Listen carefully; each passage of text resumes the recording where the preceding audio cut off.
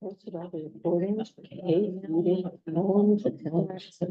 I mean, like, we started on our website. Well, I watched it all. So, okay, well, I felt like, you know, I got to watch it. Yeah, that makes a difference. Start.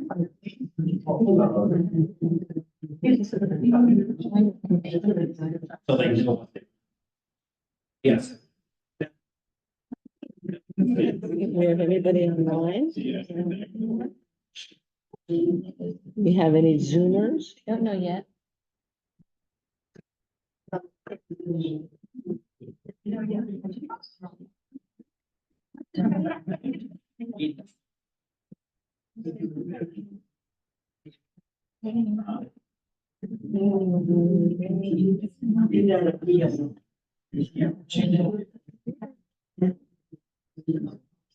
All the new faces. Yeah, that's what I'm looking around, let's see.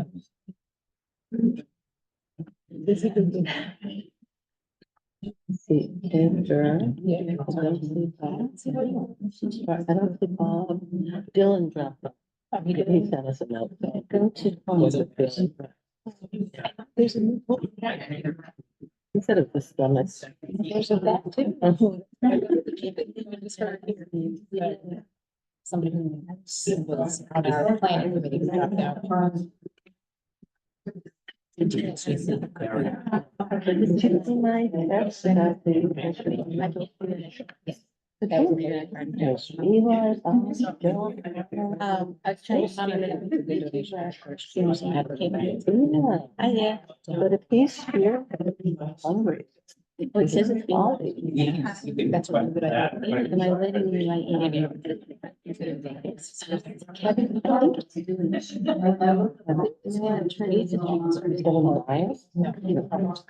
Oh. Okay, all right, folks. Excuse me, town board. Oh, We need to start the meeting. We're ready. I hereby call the town board meeting of June 20th to order. We begin with the Pledge of Allegiance.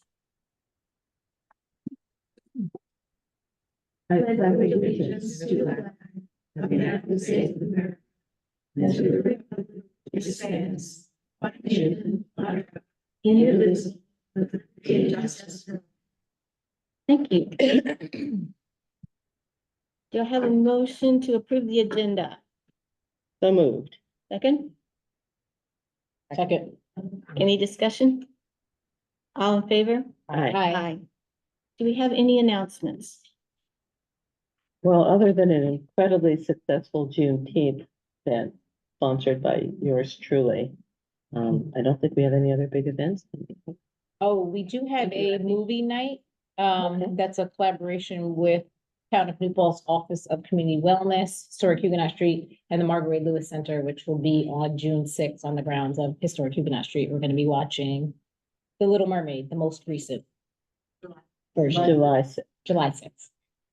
Yes. And I would just like to read, well, it's awfully long, but we had another letter of appreciation to the board. I'm grateful to the town of New Paltz and the many people from the New Paltz community for their roles in this year's coolest recycling drive. This was New Yorkers for Cool Refrigerant Management. And they're thanking our recycling center and the town of New Paltz and the New Paltz Climate Smart Community Task Force for helping find a suitable collection site for appliances, publicizing the opportunity to recycle refrigerant containing appliances for free, and finding volunteers to lend a hand with the drop-off events. So they're really this will be, we'll put this in the minutes, but they collected 350 refrigerant containing appliances in New Paltz alone. So that's a pretty big deal. And that'll prevent emissions of over 1 million pounds of carbon dioxide equivalents. So Well done. yes. Thank you, thank climate you. smart people. Yes, thank you. Right. Okay. If there are no more announcements, then public input. Do we have anyone who has signed up for public input who would like to come forward? Hands are raised. Okay, who wants to start in the front row with just front to back? Is that okay with everybody? I don't know how you are on the sign up sheet. I didn't pick up the sign up sheet. I'm gonna put on the timer. And I'm gonna give you a warning, but we're not going to, enforce it strictly. But we'd love you to keep it 3 minutes. 3 minutes. We have a long meeting today. first. Jolanda was signed up first. Sorry. Thank you. You're welcome. So my name is Joe Londa. I am resident of the town of New Paltz, member of the Climate Smart Community Task Force, as well as a member of the Systems Dynamics Society, and I lead the Environmental Special Interest Group. So the Climate Leadership and Community Protection Act was passed in July of 2019. I'm just going to give a little timeline and just talk about how we got to where we were with regards to drafting the law. So the goals of the CLCPA was to reduce greenhouse gas emissions, deploy the deployment of energy storage to contend with the intermittent nature of solar and wind, along with other important services that support electric grid stability. Those storage goals were 1,500 megawatts of energy storage by 2025 and 3,000 megawatts by 2030. That has since been increased to 6,000 megawatts by 2030 because of the complementary nature of storage energy with renewable energy. Of course, climate change is a global issue, and it requires to combat it that we take actions at the national, state, village, town, household, and individual level, all of us involved. So I don't have the time frame for when the town of New Paltz was approached by a commercial developer to deploy a grid type BESS, but no zoning existed to do that, to guide the development for that project or any BESS installation, regardless of scale. It was decided by the building inspector that the proposed project did not qualify for classification of public utility, which meant that zoning and building code needed to be developed. The town's effort to create zoning and code for all BESS began in July of 2022, when the supervisor Neil Betts asked the CSC task force to lead a task force for establishing that law. Given my technical background, I volunteered to lead that task force. The task force was formed with the members of the CSC, residents, NYSERDA representation, town building inspector, and the fire chief was invited to participate as well. The starting point was the NYSERDA model law for drafting our own law. And after a period of basic education, the discussion of the task force centered around the question of what additional needs do we have, or what modifications do we want to make regarding regulations for beyond the model law and the New York State Fire Code, which was part of the model law. Joe, we're at 30 seconds. If you have, if there's a recommendation that you'd like to get on the record here, that would be great. I'll get to it very quickly. So it was concluded that the model law was sufficient with few modifications, and that the New York State Fire Code was a definitive authority on BESS. The fire chief did not have any specific input, and because the Fire Code really was the definitive source. Zoning for BESS was also discussed in the task force. It was concluded that BESS type 1 would be treated as other appliances and be allowed in all zoning. For type 2 BESS, it was recognized that the public good could only be served when BESS is connected to transmission lines and would likely have scale to it. Type 2 BESS not connected to transmission lines in R1 would not be allowed because it was imposed on the character of the residential area. But when connected to transmission lines, it would be allowed. In our case, our transmission lines are where they are, they're pre-existing, and they pass through mostly like 95% residential and agricultural and a small piece of industrial. So that means if you want to contribute to climate change, you likely have to allow for some kind of connection to those transmission lines in the zone land that we have. The final draft was submitted January 11th, 2023. Our goal in creating the law and zoning was to establish law that would create regulation where the needs of the town and the goals of the CLCPA are both served in an appropriate manner, and let each project, be that type 1 or type 2, would follow a process that facilitates that development, be it permit or a site plan review. And thus making clear distinction between law versus project. Thank you, and I'm sorry. Thanks, Joe. No, Thank you. I think Mike is next. We're going in order. Just have a sign up sheet. just respecting the sign-in Yes. sheet. I'm gonna address the board. My name is Mike Corella. I work for Key Capture Energy. Key Capture is the largest developer and owner operator of Tier 2 battery energy storage systems, or BESS, in New York State. KC has been developing BESS in New York State since 2016 and has been working in many communities across the state to address the Tier 2 zoning issues. As you consider this law, it's important to have some larger context about the electrical grid. On the electric grid, the supply must always equal demand every second of the day, 24/7, 365. If the system falls out of balance, the grid will crash, which means large-scale blackouts similar to the blackout in 2003 experienced in the Northeast here. Today, as I'm sure you're aware, we are in the midst of a wholesale transformation of the electric system. We're replacing old polluting fossil fuel plants with renewable energy, which means cleaner energy or cleaner air, excuse me, for New Paltz and the surrounding region. But it also creates some challenges. Wind and solar have intermittent resource. And in order to make this transition, we will need a significant amount of battery storage to keep the lights on for households and businesses. The residents of New Paltz should be proud that New York State is at the forefront of the energy transformation with the goals that are set in the CLCPA. Also, the town is doing its part by drafting the best law to address this needed technology as we work to make the clean energy transition a reality. Additionally, Tier 2 BESS projects will generate millions of dollars for the town over the course of the project lifetime in the form of taxes and host community benefit agreements. These funds could be used to fund additional clean energy projects for the town itself. I want to talk a little bit about the siting process. Essentially, we're trying to optimize for 8 to 10 variables. First, policy landscape is very important. New York State, again, through the CLCPA, has indicated that they need BESS on the electric system. Second, and I would say the most important, is proximity to the high voltage grid. As the gentleman before me said, in New Paltz, what this means, though, is close proximity to the high voltage substation in the town, which is the Ohioville substation off of Old Route 299.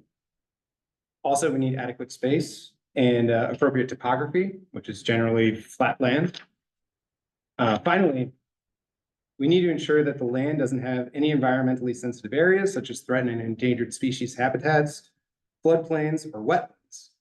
For example, there is a parcel directly adjacent to the northeast of the Ohioville substation that would otherwise potentially be a viable location, but it is almost completely covered in DEC regulated wetlands and therefore is really undevelopable land at this point. So in closing, I commend the New Paltz Town Board for drafting a law that allows for the required flexibility in citing these crucial projects and would encourage the board to adopt the law as written. And if you have any questions about BESS or about my company, I'm happy to answer them. Thank you. Thank you. Well done, 3 minutes. Okay, Christine Ransom. I'm not going to be keeping it to 3 minutes, and I'm sorry, but I'll talk as fast as I can. Good evening. My name is Christine Ransom. I've been a resident of New Paltz for 37 years, and I've owned my home on Brook Ferris Boulevard since 1995. I'm here to speak this evening regarding a proposal by Key Capture Energy to erect a battery energy storage system, hereafter to be referred to as a BESS, at the end of my street on property which directly abuts my home in a long-established neighborhood which is zoned residential. The first point I want to address is the proposed location of the BESS site. My neighborhood was created in the 1950s by Grace and Raymond Hasbrook. They purchased the Swift Farm when their own farm was purchased by the state of New York via eminent domain to construct exit 18 of the thruway. In 1953, the Hasbrooks moved 2 Cape-style homes to what they soon named Grace Avenue, one of 2 streets in our neighborhood. In a few years, 2 of their children built homes. A granddaughter built a house, which I now own. Over the years, additional homes were built. Our neighborhood is an oasis. It is a lovely, peaceful, green spot whose residents take great pride in maintaining our properties. We range in age from under 2 to over 70. One of our homes is an established daycare facility, home daycare facility. The neighborhood is residential, and it is not met any other purpose. The property, which is undeveloped, has enormous potential for constructing 4 to 6 new moderate-sized private homes, which would fulfill a critical need in our town. My second concern has to do with best safety hazards. I am enthusiastically in favor of efforts to develop clean energy. I'm sure it's that possibility which piqued our town's interest in the BESS proposal. But we need to be wise and well-informed when someone is trying to sell us something. It's prudent to take as much time as we need and fully research potential problems. When I started to do my own research just 2 months ago, it took very little time to discover a huge problem. Fires. Lithium-ion batteries, whether they be on bicycles, in cars, or in storage facilities, can and do catch on fire. In 2023, there were 3 BESS fires in New York State. When these fires occur, they burn for days and spew toxic fumes into the air. They may be triggered by something as simple as weather. Strong winds, rain, lightning. Of course, these fires are not confined to New York. Last October, the LA Times ran the following headline: California's battery storage push has a problem with fires. Just last month, another fire broke out at a San Diego BESS facility, and it burned for 5 days. One of the New York fires occurred in Warwick on property owned by the school district. Last month, I made a visit to the Warwick BESS site where the fire occurred, and I had the opportunity to view the site with the Director of Buildings and Grounds, Nathaniel Harrington.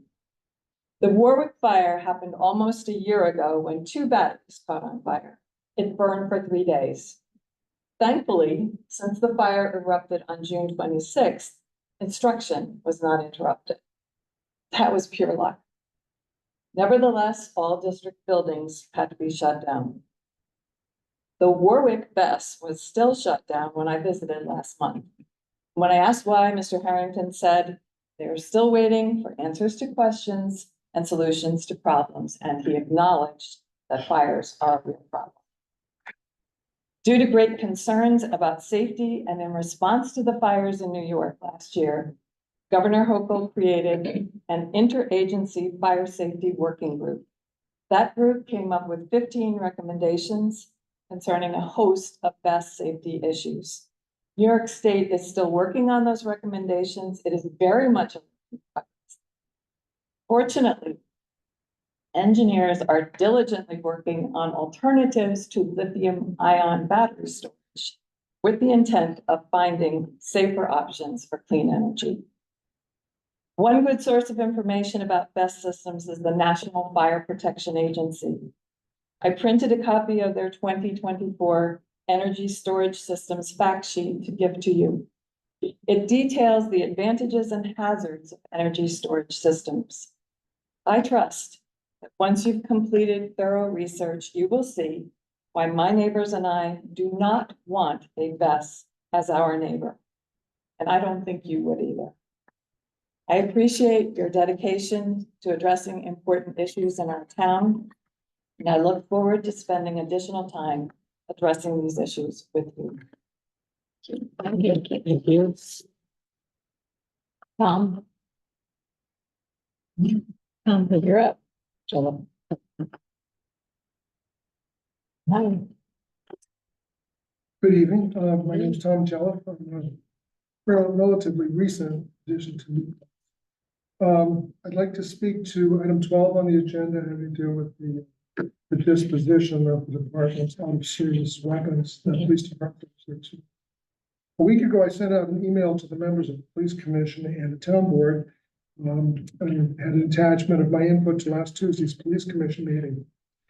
My input at that time argued against the sale of department's excess guns to gun dealers and the public. It didn't take a position on the current proposal to allow the sale of weapons only to members of the police department. That was a bit of a misfire. That is because the original proposal made in March by then Chief Lucchese was to offer first right of refusal to officers, and then to sell the remaining weapons to gun dealers and there the public. It was kind of a budgetary issue. I raised questions then about the appropriateness of such an action, and the commission resolved to direct the chief to survey gun dealers to estimate the total dollar value at stake. However, at some point since the March meeting, the proposal was changed to offer the weapons only to officers. I naturally applaud that change, though the commission had no discussion in public about it. Perhaps their thinking can be captured in the overall idea that it is at best inappropriate for law enforcement agency to increase the number of guns in the hands of the public. But let's be a little bit more specific. I circulated an article in that email that some of you may have read. It reported an increasing trend in recent years of guns previously owned by PDs being used in crimes. This painful irony has given many PDs impetus to reconsider their gun disposition policy. I would make the larger point that I hope most others in New Paltz would agree with, that guns in private hands rarely, if ever, can be said to do actual good. Over half of gun deaths are suicides, and when they are not securely stored away, they get involved in too many accidental deaths and grievous injuries. Which brings me to the proposal being considered tonight. Yes, if I had to give weapons to somebody, I would probably give it to police officers or possibly military. But I don't have. I don't think the town of New Paltz has to do that either. One problem is, once you've sold it to officers, they can go on to sell the weapons on the open market, and we're back to the same circle we were before. But beyond that, weapons in the hands of police officers pose risks as well as the public, not possibly to the same extent, but as well. Risks most of us accept in relation to their law enforcement. We issue them a department weapon. We spend a lot of money to train them to use them safely. And they are authorized, I think even required, to carry them off duty. But the town should not see itself as under any compulsion to encourage officers to go beyond that department issued weapon. If the officer feels a personal need to acquire another gun, current constitutional interpretation condones that. But why a previously owned department weapon? Do these weapons have special features? Is there some kind of hobby or home team fandom involved? Clearly, these are not good reasons for the town to increase the possibility of a tragic gun incident. Can such a thing happen to an officer and his family? Surely. They are only human and can make mistakes and misjudgments. There are two measures of risk. Frequently, a bad event can occur, and how serious the downside is does occur. You know where I'm headed. I therefore ask you to vote down the proposal to sell excess department firearms to members of the New Paltz Police Department. You would not be expressing distrust in those officers. You would be making sure that no one has to hear that one of those weapons ended up being used in a crime, in a suicide, or to cause an accidental death or injury. Thanks, Tom. Thank you. Next, Izzy.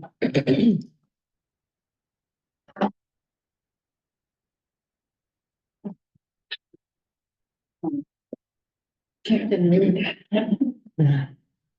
But I appreciate that. So, for anyone that doesn't know, my name is Izzy DeFino, and I interviewed for the town council seat about 2 weeks ago. Thank you for letting me just do a quick public comment here, kind of an add-on to last 2 weeks ago. Basically, I have been attending the town board meetings for the past couple of months. really trying to learn from the agenda items, you know, what's going on with the town on a regular basis. And then for the past about 4 years, I have been working and volunteering with the New Paltz, about past 3 living in the area. And I've met a lot of different people and organizations and gotten to know, like, hear their concerns and things that they'd like to see changed within the town. So that might be things like safe walking and biking paths, things about parking lots, all the way up to extreme weather events like the Polka Valley flooding and now heat waves. So I'd really like to get my hands dirty into projects that can address those concerns, especially using my project management skills and critical thinking. I think we can really just kind of knock our heads together and find some solutions. But along with that, I want to continue listening to people and get their feedback of what might be the best method to get to an end solution. My last 2 things are just addressing a couple of questions that you had for us interviewees. One regarding diversity within the town, and the other of being a liaison to different committees and groups. And essentially, I find diversity very important. Speaking with someone recently, it kind of dawned on me, I don't often share that I'm biologically Colombian and I was adopted at a very young age, raised Italian American. I grew up trying to learn Spanish and Mandarin as a kid, and even still somewhat as an adult. But that's another story. Through all those mix of things, I've really and meeting great people, I've really found that you need to have a share of cultures, hardships, ideas, and that can create this more empathetic and stronger relationship.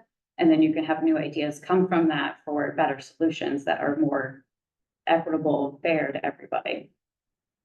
My other note, kind of pivoting, is the committee and groups. So I'd like to see, and I was surprised not to see in our towns and committees, committees and groups already, that we don't have like a small business group. So I'd love to see something that's like small business and economic development. Maybe that's something I could put together. As well as a BIPOC committee. I feel we have a decent amount of Latino or Spanish people in this town, and I feel their voices aren't really heard, and I'd like to see at least some change in terms of whether it's business related or sharing more of their culture. And then a little bit related to more me is if people were interested in some kind of adoption group, I'm happy to talk about it. Whether you're interested in adopting or you are someone who's adopted, I know there's a lot of stories that can be shared there. Anyway, thank you for your time. If you have any questions at any point, you know where I am. Thanks, Susie. Thanks, Susie. Do you have anybody else? Is this Orna? Hi.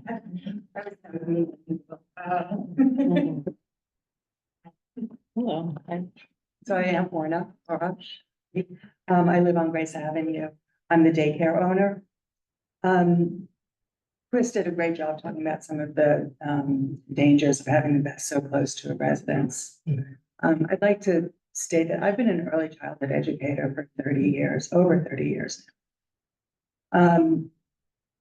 There's not a lot of money in that, but I somehow managed to buy a home in New Paltz and thought very carefully about where to put it because my home was also going to be my business, the daycare, which I had already been doing for a while.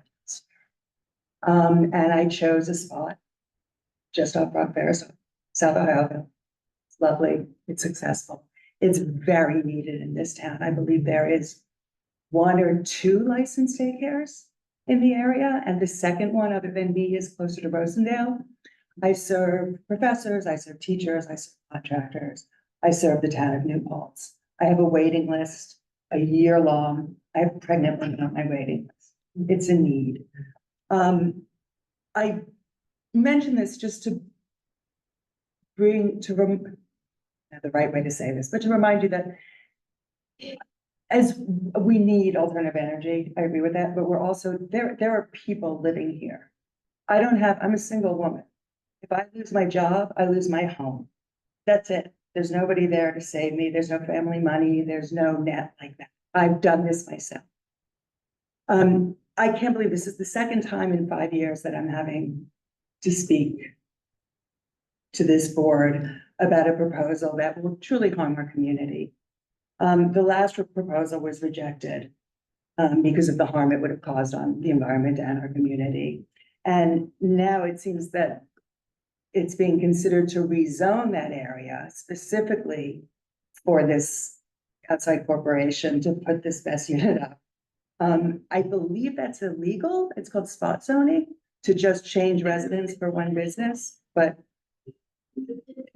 I'm not an expert on this stuff, but we need to be careful about that, to just suddenly change the nature of our residences just to please some company that's talking about millions of dollars. But how much, if that's coming to the town, what are they getting? And what am I gonna lose? And what are the families gonna lose? The dangers are terrifying. The fire, I'm sorry, I lost track. I'm not good at this. Sorry. The fires, as Chris mentioned, are only contained by a thing called forever chemicals, which doesn't seem very pro-environment to me. The Fire Protection Agency standards require that these facilities are not in residential areas, which I guess is why they're trying to get you to change it to rezone it, because it's dangerous to be close to homes. According to a company called Veris, which is a I'm gonna global company. reset, but we're at 3 minutes. I'll reset, but Okay, I'm sorry about that. That's okay. I mean, if you can just hit your. I'll main just hit the points. point. So a company that advises insurance has said that BESS are especially vulnerable to cyber attacks and fires. The fires are triggered by excessive humidity, extreme swings in temperature, and flooding. All circumstances that already exist in the Hudson Valley, hello this week, and that will continue to only get worse moving forward. I really hope that you consider the effect that this will have not only on our small community that we love and hold dear, but to the community at whole, if anything goes wrong. The disaster is unmitigated, and it reminds me respectfully, and my grandfather had a compost going on his fire escape in Brooklyn in the 30s. My mother was reusing her shopping bags in the 70s. I've been doing so my whole life. We need renewable energy. I understand that.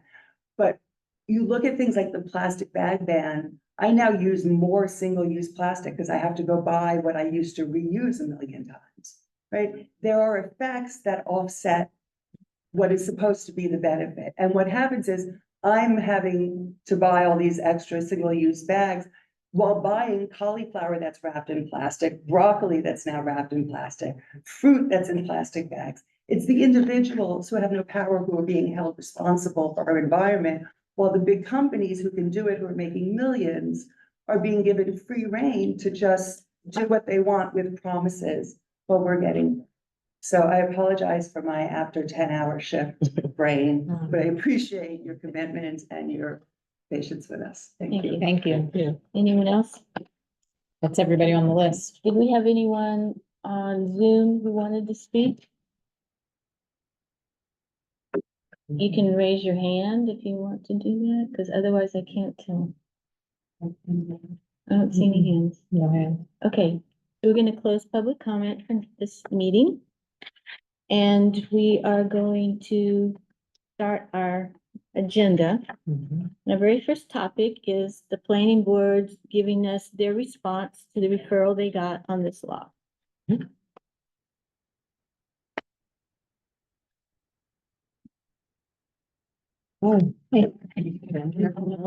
need another chair? I can stand. Oh, no, we're gonna stand. Oh, you're gonna If you don't mind, No, I so that everybody can hear.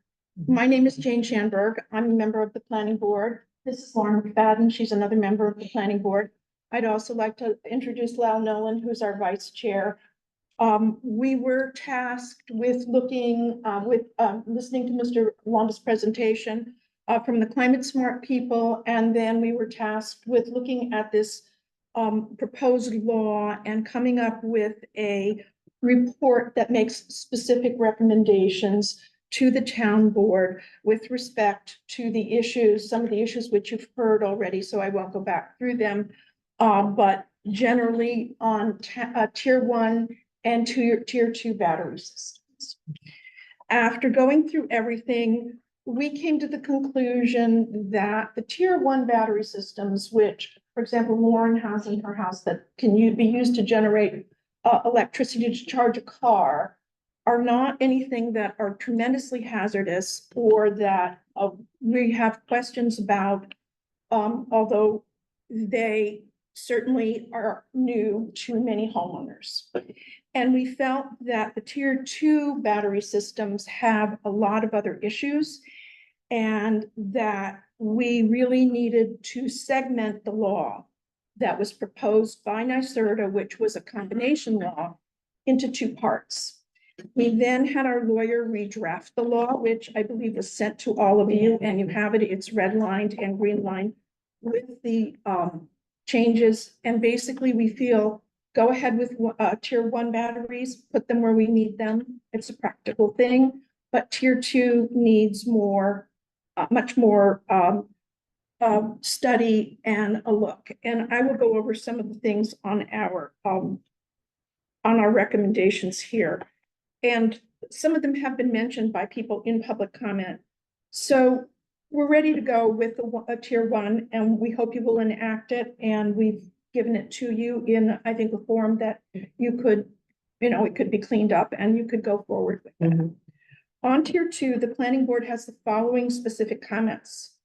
Tier 2 systems are commercially owned and operated and therefore not necessarily a public utility for homes. If there are no large battery systems, people will still have power now. All other commercial uses of land in the town are only allowed in B2, MSMU, GB, or GH zoning districts. Commercial uses of land, including the tier 2 battery energy storage systems, should not be allowed in A1, which is residential, A3, which is, I think, multi-use residential, R1, RV, B2, MHN, FW, FF, GF, MSMU, GB, GH, or PRO districts. And you could see the proposed law, which goes into those. And you could also pull off very easily with a Google search, the zoning map of New Paltz, the town of New Paltz. It shows them pretty clearly. And I'll get into that in a minute because there's some points there. Basically, we decided that the battery storage systems should be limited to business or light industrial zones. And the same is true in the towns of Brookhaven, Huntington, and Islip building codes in Long Island. A recycling center, wind farm, or solar farm may be as vital as a battery storage energy, but those are not allowed in residential areas either. And that's very specific already in our code. Due to the newness and due to there are a lot of unknown impacts, and this all has to go through the seeker review. But these are not limited to fire, decommissioning of batteries, high levels of noise, aesthetics, impact on residential energy costs, explosions, and the litany of other issues that already have been commented on. We feel that the town should not rush into this, that it should be studied. And I have personally said that I feel that there should be a comprehensive energy plan for the town which includes the town and the village, if we're going to do this the right way, and we're not going to get stuck with obsolete, large obsolete things in 5 or 10 years. We want to be compliant with these state mandates, but we also have to be aware that this is emerging technology in many cases. A lot of the fire code is just being updated. There was a fire in the town of East Hampton that closed down their battery storage for a year. And it's still just reopening. Warwick is closer, so people know about that a little bit more. We have an issue with the substation on 299. It is in a light industrial area technically, but it is also adjacent to the floodplain, the main floodplain that runs through the town. And you can see that here on the map. It's all this blue. And so it's not ideal. And in the middle of the two light industrial zones that run along 299 is a residential zone. So there's almost no way this can be put near the substation. Any kind of tier 2 can be put near the substation without impacting residential. There is one area next to the thruway that's quite large where that diner, was down the hill. That's a good place, but in the back of that, we have an agricultural zone, which also has homes. And here in New Paltz, many of our agricultural zones, which look like they should be vacant, aren't. There are homes in those agricultural zones. So we've identified tentatively a couple places it could go. They're not far from the substation, but they are not really adjacent to the substation the way the gentleman from the company who came to, sell us their services would like. Additionally, we were listening to someone talk about plans for the emergency center that the county is putting in, and that is a gigantic tract of land. Part of it is brownfield, I think it's called. That would be an ideal place for it, way in the back, if we could work it out with them, and if we could get access to the grid through that. They're going to have be making a lot of changes in that area because of the intersection of the communications lines and other things. And perhaps we could explore with them putting this there. It's very screened with very old and high trees, and it's kind of would be a good place to think about possibly siting a tier 2 battery storage system. So what we're recommending is that the town prepare a comprehensive energy plan that includes battery storage systems, solar panels, wind powers, EDCs, and an analysis of the environmental impacts, costs, and a timeline for implementation before adopting a law that would allow commercial use of this scale into residential areas. Also, we're recommending a decommissioning fund or bond. And we have recommended that this go to the fire department for review, but of course and Lauren would speak to that. Her husband is a firefighter, so he might be able to speak to that. And we just want to make sure that we aren't zoning if we make any changes for a special use, because it is actionable. But we do have the light industrial zones, and we're recommending it go there. And if we work on it, I think we can, do that.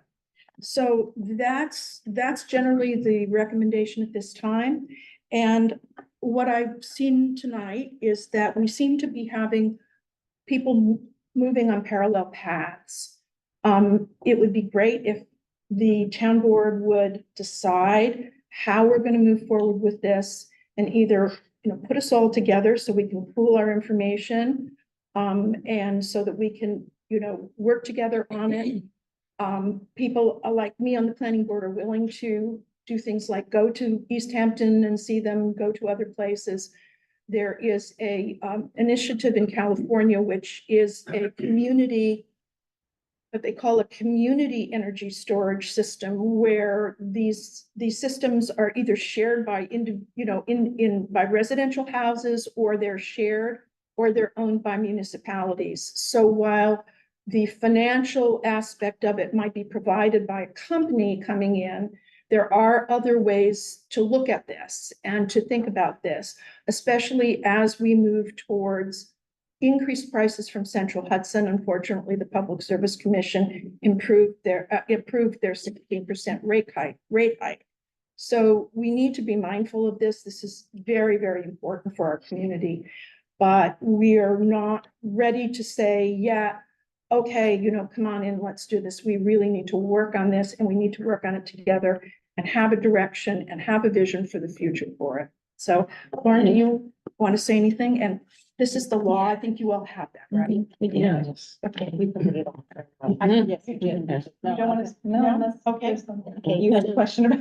Any questions? No, I think it's, we appreciate all the work that the planning board did on this, and we do understand that this is something that needs to be looked at carefully. I think, you know, as a board, I don't want to speak for everyone, but I think the tier one part is easier. But nothing we do that changes the code can happen without seeker and without, you know, Right. the public hearing. So we That's have to correct. do that. As far as even the one that you marked up, we're gonna have to have someone, Joe, go through and take a look at it and give us a clean draft for it, if you would be Yep. willing to do that. Sure. And we'll run it by our code enforcement and the fire department as well, because, you know, it requires that. For the tier two part, it seems like we do need to put together a group, and there's lots of resources out there. There's resources that have been suggested here at public comment. I think at Manna Joe's meeting, she also suggested she has a working group that's looking into it. So I think we need to, Nobody's communicating. We're all Right, we working need to on pull that separate all together. lines, and it's not efficient, so. so we need to know who wants to take ownership of this and start to put it together. And I don't know if it's someone from the planning board, if it's someone from Climate Smart, if it's someone on this board, but that needs to happen so that someone can say, okay, let's see who needs to be in on it. Let's start gathering information and the resources that we need to do a good job on this and make sure that it fits our community, but it meets the requirements we need. We need to be future looking. Absolutely, and the 2025 mandate for the buses, starting with the buses, really, with the schools, is really the first sort of, you know, step that is going to, I guess, be taken, and how that happens. You know, I just don't know how you leave that up to teachers who have other concerns. I think there is, just today, NYSERDA came out with a bulletin on what needs to be done to start to implement and what resources schools will have for this bus electrification, you know, the electric bus thing. Well, It was just today. We have So- a very active committee from the Climate Smart Task Force sitting right there who've been making presentations to the school board. And I just have to say that I'm very grateful to Amanda for starting the process in a different way. In the old days, we used to have 1 million public hearings on laws and then send them to the planning board. And Amanda said, let's send it to the planning board first. And, you know, you have done really good work and given us very good direction. I think saved us a lot of time. And I think maybe what we should do is have some sort of subcommittee, a member of the town board, planning board, Climate Smart Task Force, and start to put our heads together on the best plan for the tier two. Yes, and the other thing I would say is, just from my doing, being someone who had to take complex information and digest it and make it, you know, understandable to others, is to go out and do the research, talk to everybody, not just take what's online and published by states for granted, but really do a deeper dive into it. Then come back and decide what would work for our community, what we think, and then let the professionals come in and critique that and work with us and massage it all into something that's maybe a little bit different, but it's very unique to our particular community and our particular needs and situations. Because you look at that zoning map and it's really tight. And so, and we need it in places where it doesn't look like we can have it. So we have to really, I think, push it. Thank you very much. Thank you I wanted to both. say one thing. I would just Yes, want to say to the Brook Ferris folks, Christine, and I think Orna left, and anyone else who's here from Brook Ferris, we really do feel for you, and obviously we're not rushing ahead. I hope if I lived on your street, I mean, I was here when the Brook Ferris other, you know, issues were going We around, remember. and I really feel for you. And so I just wanted to know, we're listening. Feel free to, you know, even get in touch with me, or if you want more contact and more updates or something like that, if you don't feel like you're getting that, sort of, you know, attention which you deserve, you know, given what you have seen, could be a possibility. But I hope you're hearing, you know, we're concerned, and it's, you know, we're listening. So, Well, I think our planning board is very much aligned Good. with yeah. the same kind of thinking. We're So, one, you know, we're one family, we're one Yeah. community. Yeah. We're not gonna, you know. Rush absolutely. into Thank you. something. Thank you. all Thank very you. much. That's great. Okay. Okay, now so we have an opening on a vacancy on the town board that needs to be filled for the end of the year. And so we have three, I believe now three candidates. This, oh, wow. Okay. Oh, my. They're satisfied now. Or they've given, I don't know. So, all right. Okay. Well, thank you for everyone who's still here. And yes, we'd very much like to start the interview process. So I guess it's set up alphabetically. So could we start with Bob Gabrielli? Would you like to join us up here?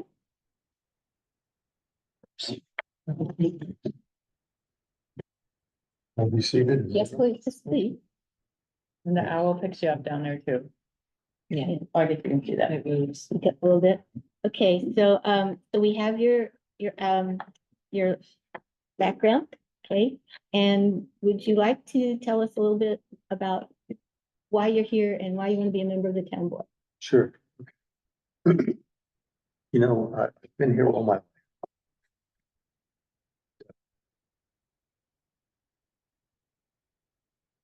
I have institutional memory. Think about what I should tell you. I'll spare you. I remember a lot of quotes from Thomas Jefferson. Oh, wait, I should have made it clear that we're gonna try to hold all the interviews to about 10 minutes. Okay. That Just so you sound know. good? So I grew up in New Paltz. I went to St. Joseph's School when it was, before it was Mountain Laurel. I've been around. I sort of have institutional memory. I have a lot of experience. Matter of fact, I'm probably the person who's experienced on filling an unfulfilled term that I know of. When Tom Beninati left the board, I filled his spot. So, so that's that. I have sort of two different careers. I've been in law enforcement for a lot of years, and I've also been in real estate. So, law enforcement, as a police officer here, learned a lot about our town, people here, how to treat people. And then I worked for the state of New York. I was the deputy inspector general for frauds, and so I started the office under Governor Pataki appointee. And then I served for the next 3 years. And we didn't have civil service protection. Served at the pleasure of the governor. So I was day labor. So it's kind of like my career. I started off, I was in the 60s, I was a committed. And then I became a Republican. I want you to know that for the last 15, 20 years, I haven't been anything. So I'm actually a recovering. So, thanks for laughing. I may use that someday. So I've done that in real estate. I've done an awful lot in real estate. I know a lot about certiorari and that sort of thing. So I hope I have those resources to bring to the board. I want to be here, and I'll tell you why. I live in New Paltz. I think everybody does. I think to do good things, not for myself, but just because that's how we should be. I think it's important. I think it's important to have. I think it's important to know what you're going to say before you start. I think I'd like to see everyone trying to make everyone's life easier, trying to be good people. I mean, like the town board is doing a great job. I'd like to continue that. I'd like to see the town board government made easier for people to deal with. I agree with compliance more than punitive action. So that's something Okay, I think it could help. very good. So you served an unexpired term, but what is your understanding of the duties and responsibilities of a council person? I think I have pretty good understanding. I did it before for 9 stint. But I think I was very happy. It wasn't me. It was a cooperative effort. I served with, and once we did it incredibly. So the CWASP committee was started. Put in a 3-member police commission. I've had some great help. I had Dave Strong, who was very town, you know, there. And it was terrific. So we had a real good, we had two-year impasse on some dispatchers. Who came in. I think we had a really good show.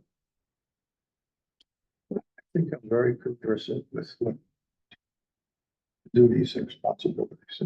Can you enumerate those for us? I'm sorry? Could you enumerate the duties and responsibilities of a council person for us? Well, I think you have to be loyal, brave. Oh, no, wait, that's the Boy Scouts.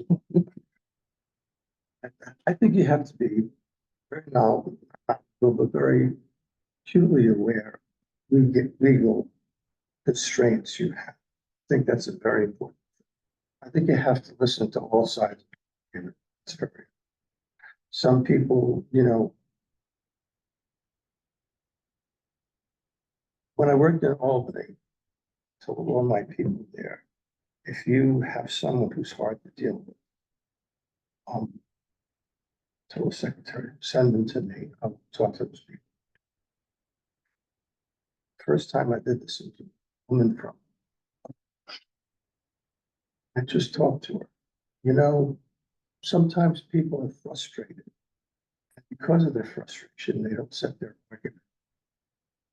They get angry, they talk around the issue, they're not focused. If you let them talk and listen hard, you get the idea. This woman I got wonderfully. She was the chairperson of the major committee.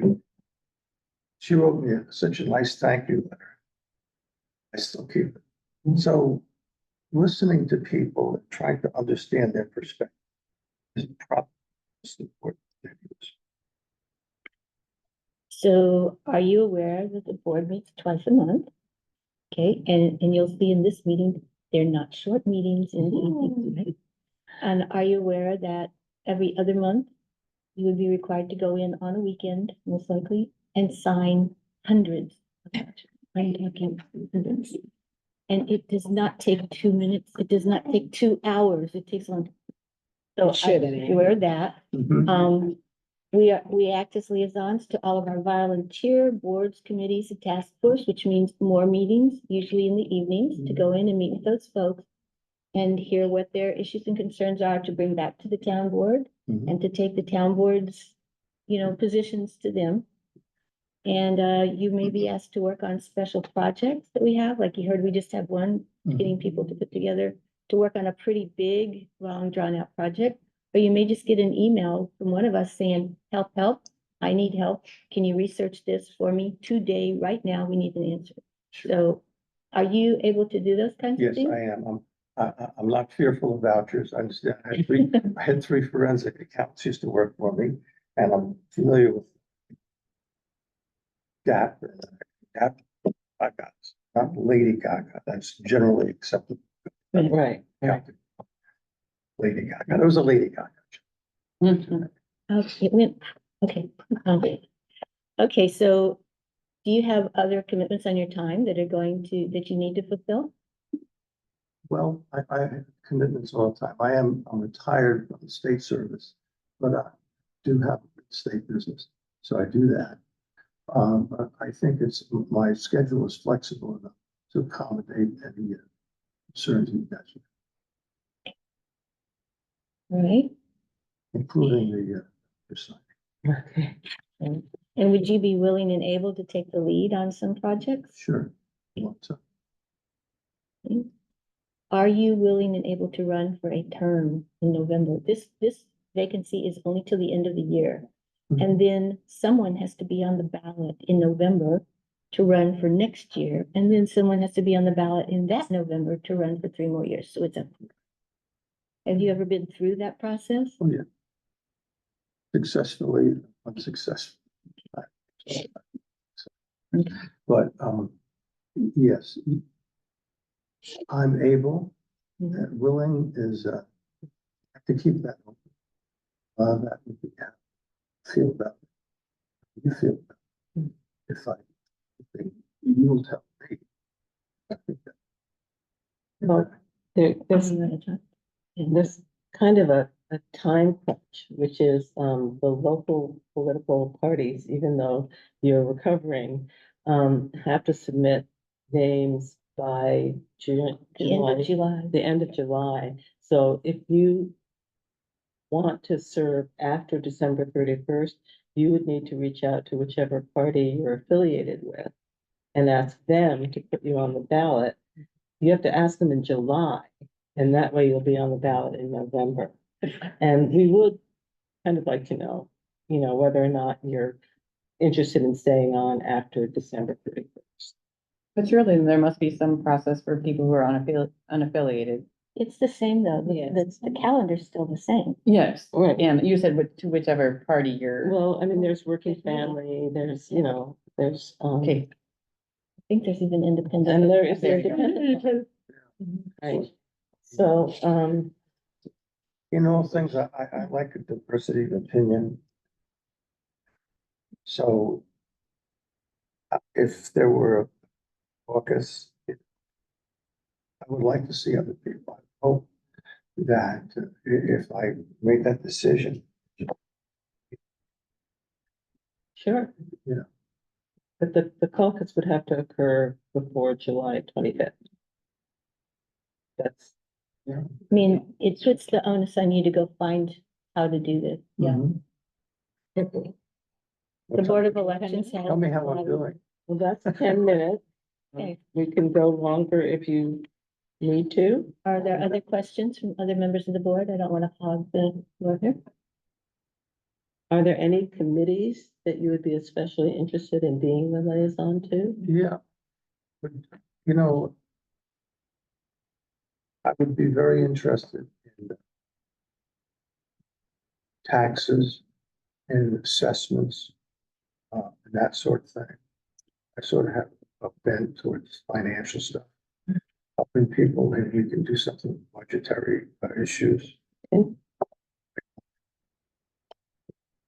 So we have a standing Board of Assessment Review that meets like once a year. Yeah. That one's not, they're doing their thing, but there are going to be some issues around, yes, assessments and budgets. So Mhm. they're not official formed committees, but, I mean, maybe if you take a look on the town website, you will see there are lots, there's must be a dozen or more, Yeah. Standing committees, task force that meet usually monthly and that we, want to have connection to, so. and some of those liaison positions are filled termly. Some people are very fond of their liaison position, Right. and some But- are up for grabs. Some are up for grabs. We do like to mix, Yeah. Say again. we do like to, change Yeah, change. you- That's good. as the years pass sometimes, and, we're flexible. There was a guy here at New Paltz. Can't remember his name, a long time ago in the '60s, he wrote a book called Teaching as a Subversive Activity. And he said teachers shouldn't teach the subject matter that they are skilled in because they lose the joy of discovery. So sometimes when you have a different Interesting approach. liaison to a different issue, you're learning new stuff. Very wise. Thanks, Bob. Thank you. Okay, Thank you. wait, did you have any questions for us? How am I doing so far? You're very good Very good. interviewing. Thank you for coming, Okay. for your interest. Okay, next we have Steve Greenfield.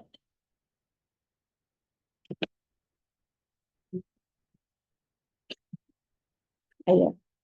Okay, now no fair, you heard what he said, you have to answer. I'm not gonna crib from his responses. Okay, all right. Okay. So again, we've seen your letter of interest, but would you like to tell us a little bit about yourself? Yes, I moved here to start raising my family in January of 2001. My public service here started with an appointment by Don Weiland to the Transportation and Land Use Committee in early 2003. I joined the fire department in January of 2004. I've spent about 15 of those 20 plus years as an officer on the administrative end, the executive board, for the last 5 years. Also on the fire command and training and recruiting segment, currently captain. Thank In you. between, there was of course, 6 years on the school board. It was accomplishments during those years that I think conform very closely with the interests of the town and the village. And, you know, some of us here have worked together over that time period. I think the track record of environmental improvement, personnel improvement, facilities improvement, the bond, all happened during my terms. I had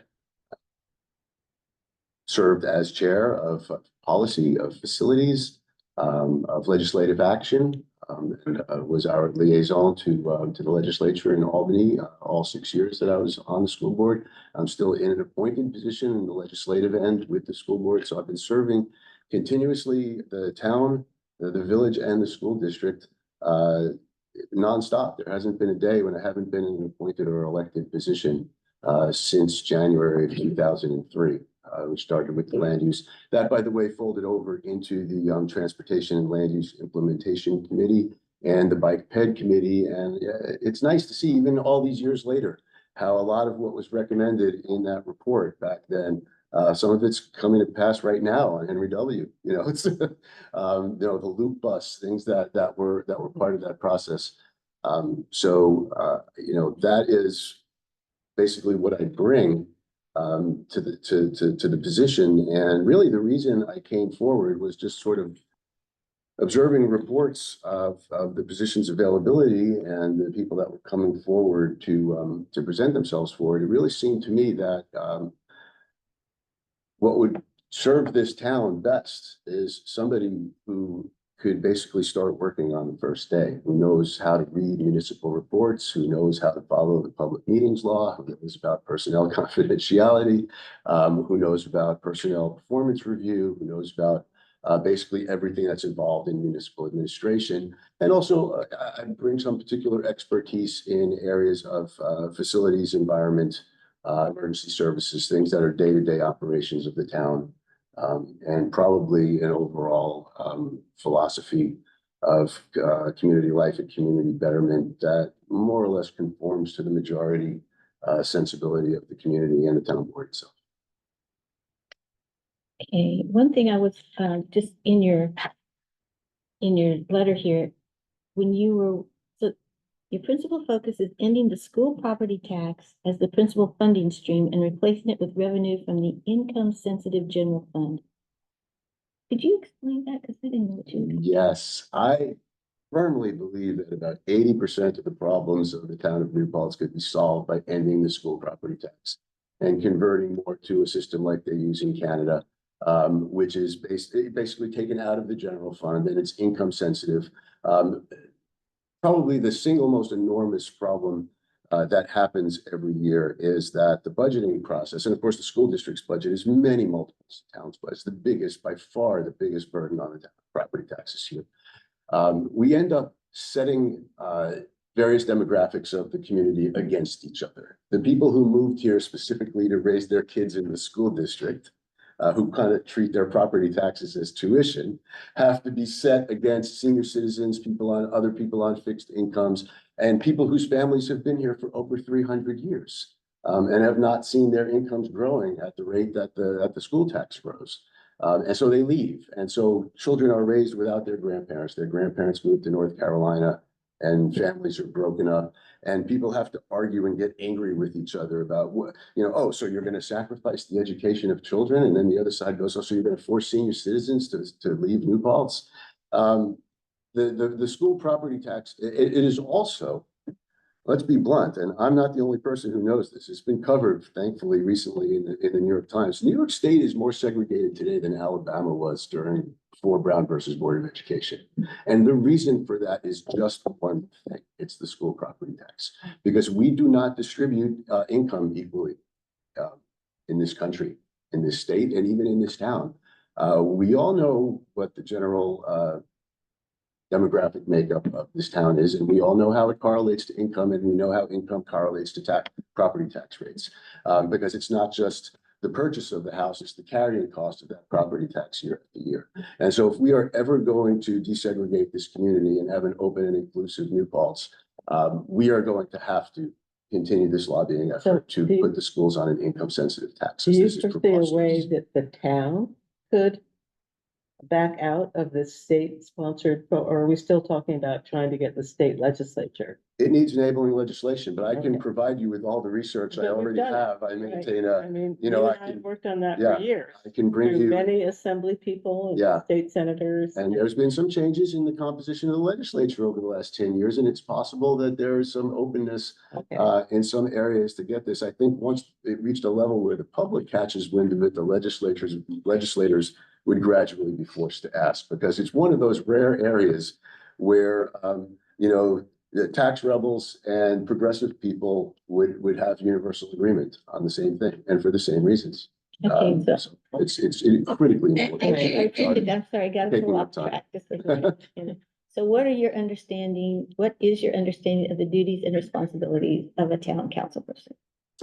Well, to be able to have the amount of time and attention to reading the reports and the data that are necessary to cooperate with the rest of the board and committees within the board on making recommendations and making decisions, to basically do the best to let the data drive the decision-making process, to be able to serve in all the additional volunteer positions and liaison positions that come along with that. I've been doing all of that effectively for a very long time now. I work only part-time. I'm very fortunate in life that I've been able to choose employment that leaves me with an enormous amount of time for public service, which is really like what I'd like to do with the rest of my time, especially now that all three of my children are finally grown, which makes even more time available. This is really how I enjoy spending my time, is trying to be a good community servant. This goes back to childhood. I'm an Eagle Scout. You know, it's just something that's been. I'm also very interested in the role that the town board plays in the ongoing economic development and the continued economic thriving of New Paltz. I think that's critical to the town board.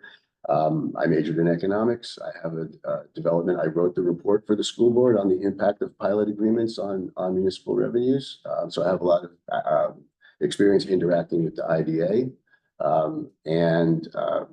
you know, also to continue to try to make New Paltz increasingly inclusive, increasingly environmentally sound, increasingly energy efficient and environmentally sustainable.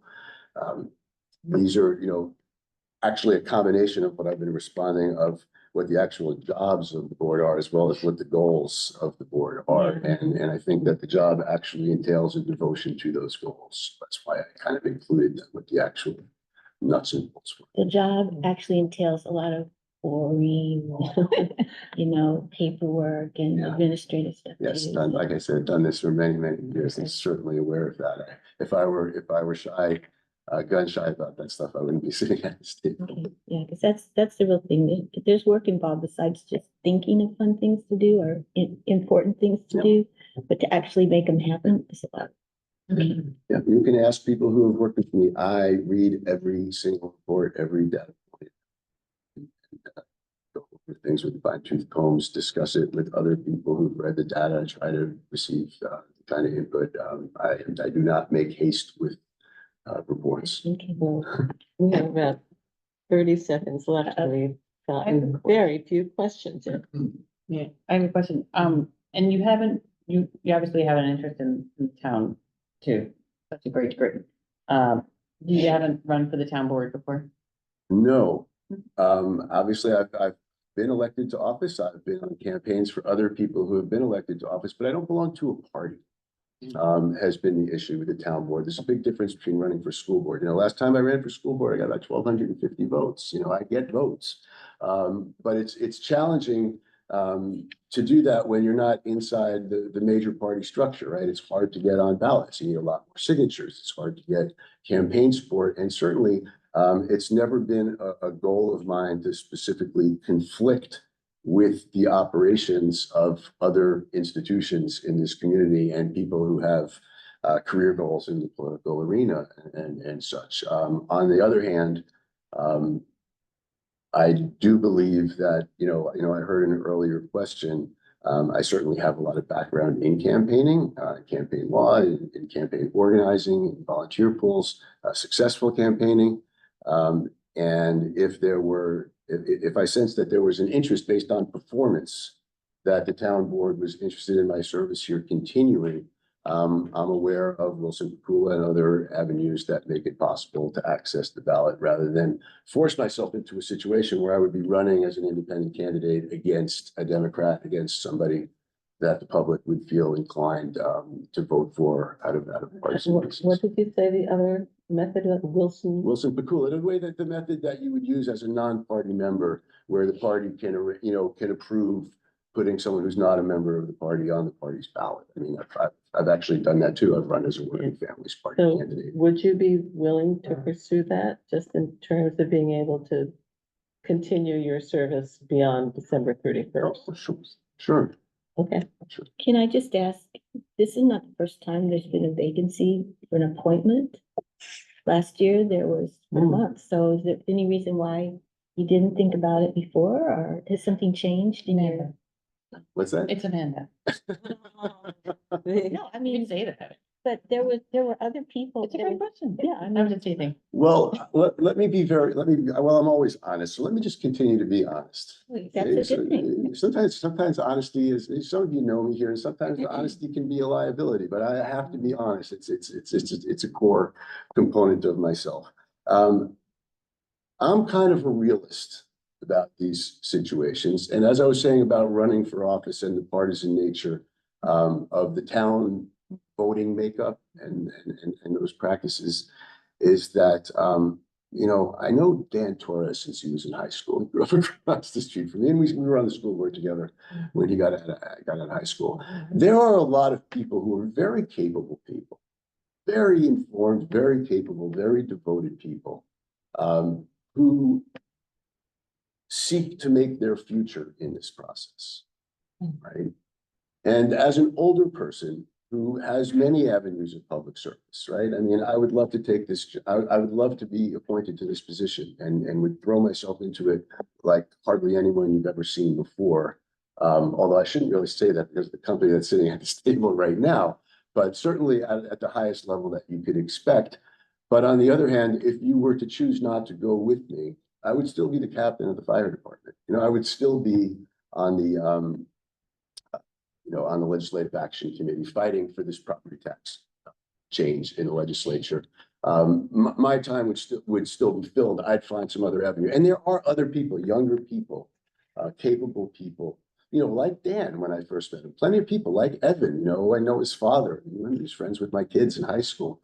Who want this as their future. And I actually would not stand in their way, basically, is why I haven't come forward So, before. but Dan left early. That's the Yeah, term that was right. fulfilling Yeah, up. that's the fascinating thing here. That's the irony of this. But Right. really, the reason I'm coming forward now is because, and maybe I missed this the last time the position was open. It seemed like suddenly that there's not a lot of people that want to take on the time commitment Wow, we've got that's going on here. 5 candidates. Yeah. right now. Right, as of now, it didn't seem that way when I read the paper a couple of weeks ago. We had I was like, well, three- gee, I've been sort of standing back from this in the past, but Okay, like I said, when I first sat down, I can, I'm trained enough in this from 21 years of history that I could start working for you effectively on the first day, and I would like to do that. And if the board sensibility was that they were satisfied with my performance, yes, absolutely, I'd be interested in continuing. okay. Any other questions? On the board? Any questions for us What is your timeframe? today? Should I wait in the parking lot or should I call? It works around here. You get Is that- appointed one night, you get signed, take the oath the next morning, and Right. you hit the ground. Sign Yeah. vouchers the Right. next. Yeah, And That's right. I do want to say, because I was listening very intently to the public comment that you're receiving here, which is obviously one of the areas that I've received public comment in and the issues I've worked on, and particularly when I was hearing the part about batteries and fire and things like that. It's abundantly clear that this is not a heavily politicized board, that this is a board that's actually working on. That's another thing that's an inducement for me. I'm a worker bee. I read the documents, and want to produce results. So it also seems to me, which maybe I haven't really examined before, that this is also a good time and a good place to be able to work effectively. So we're here for, it, to do the work. Okay, Thank you. thank you. Okay, next we have Edgar Rodriguez. We're letting people go over from minutes. Well, well, Okay, because the rest of Ed- y'all are gonna, Yes. we gotta go Much more into, yeah, we detail. have lots to do. so, I, we've got, I will be brief. Thank you. Okay, so Edgar, would you like to tell us a little bit about yourself and why you want to be a town board? I'm changing my thoughts that I had before I came in. I want to join this team. I want to be on the inside, not be on the outside, knocking, picking down doors. I see a change in this team. I see it tonight. Amanda greeted people individually out there. And that connection with the community is always what drives me. I want the community involved, because the community involved, you now have a collective wisdom that goes beyond. As we all know, when we serve in these capacities, we can't take care of all this. And the work that the planning board is doing is an indication of, putting it out there, and the town board not doing, all these hearings, et cetera. So I want to be part of the team. Mhm. I promised my wife that I would behave well with you, especially all these wonderful ladies in front of me. I have lived in New Paltz now for half a century, for 51 years. When I first arrived here, as early as 1973, I was doing volunteer work for the school district. So that's a long time ago. And ever since then, I have been involved in a multitude of organizations, whether it's college or whether it's a school district. There are a number of committees that I worked with, the Access Committee. I was the trustee of the Altamora Library 6 years, on the school board. And through that process, I have learned a lot that I can bring to the table here.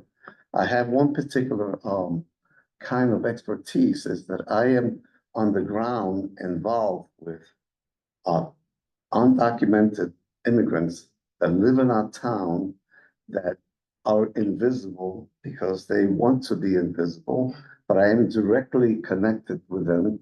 As the police chief will know, I was even involved in solving basically a crime. A young lady, 16-year-old, that was taken from New Paltz, Texas.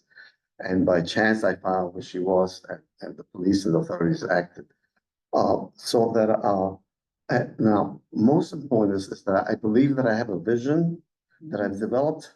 And it goes back about 13 years ago when I was on school board, and we were going to close the middle school and move it to build a new building by the high school. And then the middle school was going to become available. My thought was, and I wrote a letter to the editor 13 years ago, that my vision was that it will become a civic center. Now, that has changed. The middle school is not going any place, but we now have the issue of Duzine. And that vision can be applied at Duzine, where you can have a civic center for the village government, the town government. I would like to see a childcare program, in place again that we lost. So I feel that I have a vision. I feel that I can work with the consolidation of the village and the town, that my training, my doctoral degree is in organizational theory. And so my whole life I've been testing organizations, whether they're New York University, Department of Corrections, school district here, et cetera. And I think that I can be very good at that. Now, I also have very practical skills, going back over 60 years that I have worked. I'm good with budgets. I can do research. I can sit down and analyze data and come up with budgets. I think that the main problem that we have is the budget. And some of the things that I want to do, and one of the reasons I want to be on the inside is because I want to get to know all this wonderful staff that we have in here. I actually felt for the longest time that I couldn't penetrate the previous government that we had here. And I feel now there's an opportunity. So I can go on describing all the committees and all that. I think it might be best that I just take questions from you and fill the gaps. perfect timing. We've got 5 minutes left, so Okay. that'd be great. So you've heard us ask this question and you've heard a variety of answers, but what do you understand are the duties and responsibilities of a council person? Yes, I've read them. I'm familiar with them. I am a workaholic, person that takes all of this serious. I will read, I will do my job. I am retired. I'm an empty nester. So I have, a lot of time on my hands, to do the work. How well do you take direction? Just asking. You say it again, How well do you take direction? how well do I take directions? I can. Okay. You're open to that idea. I would not come back, for women. Okay, so right now, do you have other volunteer things you're doing that are also using your time? Are you gonna be available on weekends? You're gonna be available at nights? I'm the type of workaholic that when I make a commitment to an organization, you have me, and I will be available. Work with various committees, and I have been attending meetings of these commission. At one time I was observing meetings of the planning board. I had worked with the African American Research Group. I was involved with discovering the abandoned cemetery on Huguenot Street. We were reading newspaper articles from the late 1800s. And we read an article that says there's a procession of 40 Negroes going north on Huguenot Street for burial. We said north, the New Paltz Rural Center will be south on Huguenot Street. And that led to discovering, just from that little newspaper article, we were reading ads of runaway slaves as part of research that we were doing on Huguenot Street, the Huguenot Historical Society. And out of that comes the market we have on Huguenot Street, the bench, and with the chain. That was all part of Project and Effort. And by the way, I have great news for the town. David Strong, if you know of him, he's back. He has moved into Town and Country. And I welcome, him back, and we've talked about working together again. I've been in contact. I've worked with other supervisors in the past, like Susan Zimmett, for example, Tony Hokinson, etc. I have a long history. Okay, I'm gonna give you the last question. Would you be willing and able to run for another term in November? Yes, Which means by July. yes, I understand that. Okay. I called the Ulster County Board of Elections, and I started getting information today. They're not processing anything until after the election, but it will be on a timely basis. All right. I have a commitment from them. I spoke to a Nickel, and I see all Great. individual there. Okay, great. Great. Does anyone else have any questions? No, very good. Do you have questions for us? No, not at this time. I wish you luck with your decision. I know a lot of the folks that have applied, and they're good competition. They can do a good job also. But I welcome the opportunity to do it. Okay, thank you very much. Thank you. Edgar. Thank you. Yeah. Okay, Very lucky to have so many yeah, qualified. I know, everyone who's so interested and willing to work hard with us, that is great. All right, so, I apologize, folks, but we need to go into executive session for the purpose of reviewing work history for particular person. And I don't know how to make this go. Right, how do I do it? Stop the video. That's it. I'm stopping the video for now. Okay, and maybe mute it. Mute it and mute it. Oh, right.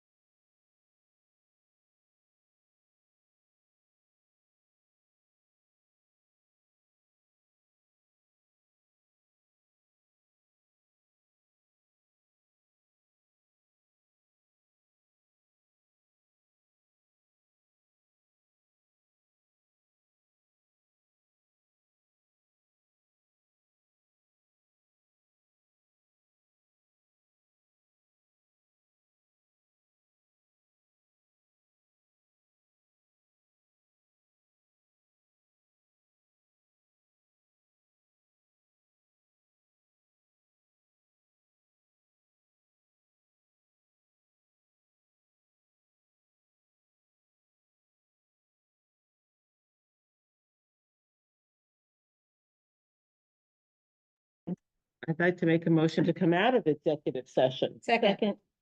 On favor? Aye. Okay, so Back to the agenda. we have to, yeah, so the actions were taken. So actions were taken, so here's where we go.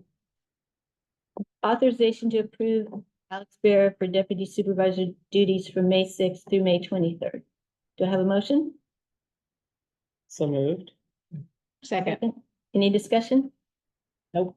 All right, all in favor? Aye. Aye. Great. Authorization to, okay, this is a goofy one because apparently we have to do this. We had to approve the resignation of moi as town council person effective May 15th. I'm Can you sorry. make, you, I'm like, guys, you already. certainly can't make that motion. I cannot make it. I am asking for a motion. Motion, Okay, second, Second, okay. any discussion? no. Let's use our Aye. names. Yeah, that's a good. SC, idea. Okay, I made the motion, SC made the motion. Who seconded? Kitty seconded it. okay. All in Aye. favor? Aye. Okay, authorization to approve the resignation of Alex Bear as deputy supervisor effective May 24th. I need a motion. I'd like to make that motion. Second, Ms. Second, Kitty. Any discussion? All in favor? Aye. Aye. Okay. Discussion of the Columbia settlement documents. I think we need to table this until our next meeting. It's very important, though, that we have a vote on this at the next meeting of July 18th. So please read the documents. Aye. 62 pages. Okay, tell you what, there's a little blurb You think about it's a it that I'll cheat make sheet? sure Is there a everybody. cheat It's a sheet? cheat sheet. Yeah, there's a Okay, cheat sheet. I got to page 30, I think. Okay, No, all it's right. We'll finish it. Okay, so tabled until our next meeting, which is July 18. 18th. Very good. Authorization to accept Joseph, 18th is the next meeting? because the 4th of 4th, July is, Oh, missed. Yeah, so we're just not doing it, yeah? That's okay with you? Only one meeting? only one meeting in July, I know. If you want to have a special meeting for Columbia settlement, we can do it. No more Okay, special that's what I thought. Okay. for the year. Do we have an authorization to accept Joseph Hafner's resignation as an MEO effective end of business day, June 25th? I need a motion. I'd like to make that motion, Julie. Second, Kitty. Any discussion? All in favor? Aye. Aye. Very good. Okay, we have been asked to approve the sale via auction of the New Paltz Police Department ATV trailer and a 2012 Ford Escape known as S7F352. Do I have a motion? Motion, I make the motion. Second, anybody? Second, Julie? Any discussion? Nope. Okay, all in favor? Aye. Thank you. Okay, we're asked to approve the police commission, the police chiefs and commission's recommendation to hire Antonio Stenta as a full-time police officer. Motion. Second, You all say your names? Kitty. Made the Sorry. motion. Kitty, second. Any discussion? We are going to minute that we are hiring Antonio Stenta at the collective bargaining agreement officer step rate 8 rate with hire date of July 8th. Any discussion? All in favor? Aye. Aye. Okay. The police commission recommended to permit active New Paltz police officers to purchase out-of-service shotguns and handguns at fair market rate and destroy any firearms that are not purchased by active New Paltz Police Department members. Do we have a motion to do this? We can still I'm discuss gonna it. make a motion to discuss. When we motion it and we second it, then we discuss Yep. it. When we motion- I move. Okay. I'm so moved. Okay, we would like to I'll second it. All right, discussion. Discussion. We did discuss it. Do we want to talk about it or not?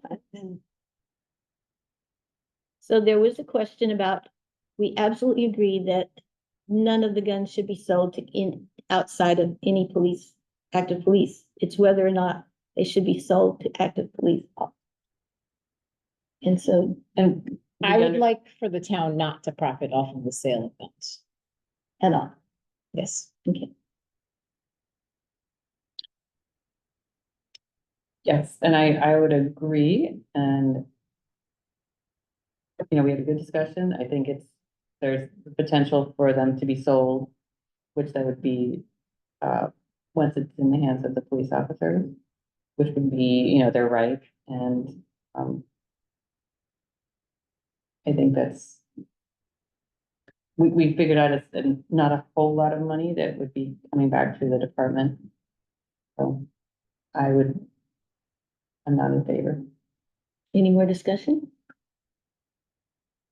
So there's a motion so that motion needs to be amended to disapprove the recommendation to sell the firearms to the active police. Or just not. We could just, right, not pass. Okay, we don't. We vote against. Okay, oh, I like that even better. Mhm. All in favor? Nay. Against? Nay. Nay. Nay. So didn't pass. Okay.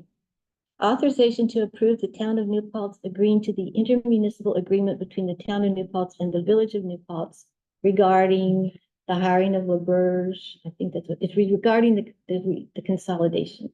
Mhm. Okay. I think we do we have a I think we motion. got it Do we on have a- Tuesday, right?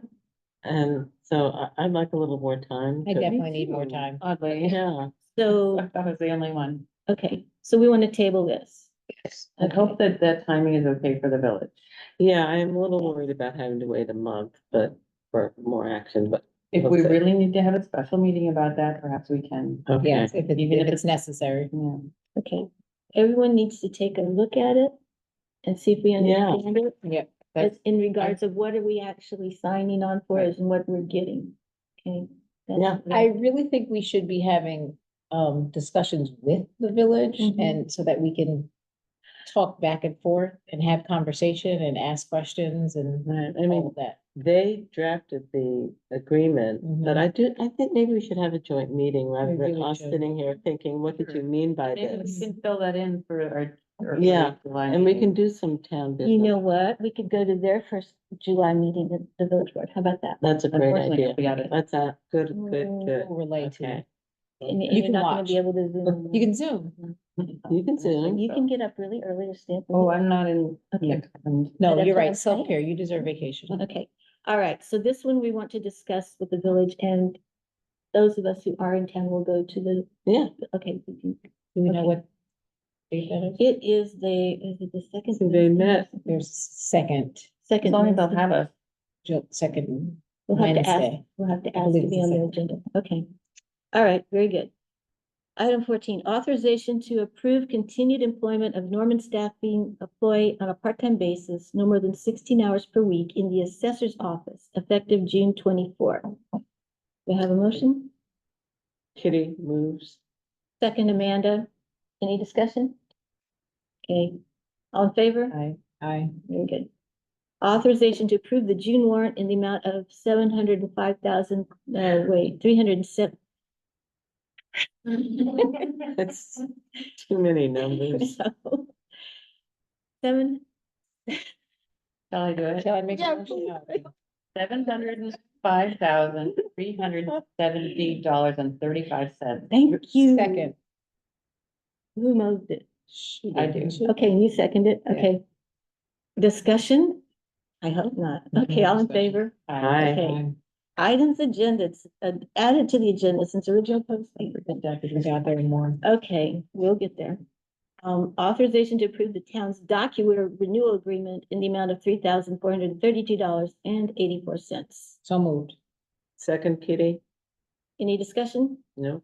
All in favor? Aye. Authorization to approve the proposed community center and Field of Dreams rates at a 3-month trial period. We did get her new We did. recommendations. It just came today. Right, Mhm. so I motion to approve them. Second. Any discussion? All in favor? Aye. Great. Authorization to approve installing commercial grade carpet on the second floor of the police department building using available funds from the capital project. How long will it last? I mean, we have a situation up there, right? So, How long does it need to last? How long do we have to put it? Why do we need it now versus some other time? the capital project. Jean, do you have any comment on where the money should come from? The money is coming from the capital money that we borrowed to build. Creative. Yes. Seems fitting. And there's enough left to There is redo. enough, but it should be used to pay down debt. Since I have it, you can get them. If you would. But is the point that we're Where else gonna gonna be be it? redoing the floor so the carpet will come up sometime? That So will that's be it, the the floor, carpet's right? going That down. will be the floor. I think that maybe the carpet will have to be years from now. We're hoping Naturally. 5 to 7 years with the current issues we're having with the HVAC system. Current carpenter was authorized to take up the trip and fall hazard that we have. So it's already been, the old floor has been removed. I get Ah. it, so we may, We're just putting it indoor, outdoor carpet, so we have an actual floor instead of walking on plywood. We're assuming it's stains or rips or whatever. So this is a temporary fix for a longer term HVAC problem. The original thought was to put a floating floor in, the cost came back at $88,000. Refused to do it. Cheaper cost of carpet just to get us through and. do we know Yeah, about how much, what's the whenever. estimate? What's the estimate of the carpet cost, was it there? Yeah, I had 3 quotes. It ranged from the lowest one, 6,000 and change to, it was 11,000. Are you installing? No, So Does the chief have an opinion? So Don't know how long we wanna go with that. Then you're gonna run into issues with. Some floor, And So- do you think carpet is the right floor? I mean, price wise, compared to with $70,000 versus coming up with $90,000. We're saying, well, we'll figure out HVAC. Be a temporary fix. Here's the person. The huge price difference. So, Okay, someone make a motion? One thing I'll just say, carpets are notorious for off-gassing and making people sick sometimes. People can get migraine, things like that. So if there's any ones that are less off-gassy, I would, it would be great to have. It's hard to know. till you put it non-toxic. in. Well, no, they have, non-toxic. they have, Any other? they have rating, toxicity. Yeah, they do. You can have one, so I would say we should spend a little bit more money to have things that don't make people sick. I agree with that. So Do we look into other options? even just the glue itself can be really hard on people, so. I just noticed that this is set for commercial Right, and commercial can be applications pretty harsh. in a confined space. Okay. I'm not talking about like jute rugs or wool rugs, but that's very expensive. No, but- and I forget, It's indoor, outdoor. tight weave, and it's not a fabric, it's a, Nylon, nylon based. Probably glass. polypropylene. And I'm assuming anything else would be more costly, any Well- other floor. Yeah, I mean, and it may get damaged. What is this stuff? These are squares, these I are mean, carpet Oh, squares. these are great. Is it gonna be like this? They're playful. no, Whatever this is these not, are independent Yeah. tiles, right. they were actually, the floor upstairs was what's. No, this. I'm just, This is whatever different. this is, different on this That's side. what is you not mean, they're making tiles, people They're sick. like Oh, rug they're tiles. rock tiles. And they're- Let's try and do Probably the this. Same, I can check, would be the same Great. thing, they're just not individual tiles. We went for Fine. one because that's on concrete, that's on plywood. that's- Oh, right, right, And then okay. we'd have similar like this in my office, the lieutenant's office. Okay. And the carpet comes top. They're just a little bit easier to stick back down. But still a trip hazard. Yeah, Yeah, yeah. All right. These two bends, and the edge of these didn't. Got it. Someone make a motion? Well, we don't know the price, but I guess I'm making a motion to put carpet down in the upstairs of the police Is there a station. price in there? Second. I submitted. Not in Well, the it's a minute. new, It's not in the minute. I haven't opened the new agenda It's not items. here, so we're just gonna have to say that it's between $6,000 and $11,000, not to exceed, what, Not to exceed 11,000. does that include the installation? Yeah, reason I put in the lower quote is that the prevailing wage. Mhm. And we're making sure that the lowest one was prevailing wage, and they could provide us with the proper documents for their payroll. The last one was a definite prevailing wage job. Can we say not to exceed 11,000? Yeah. Okay, all right, so I move that we approve the installing of commercial grade carpet on the second floor of the police building using not to exceed $11,000 using available funds from the capital project. Second, Kitty. I think we've had the discussion. All in favor? Aye. Okay.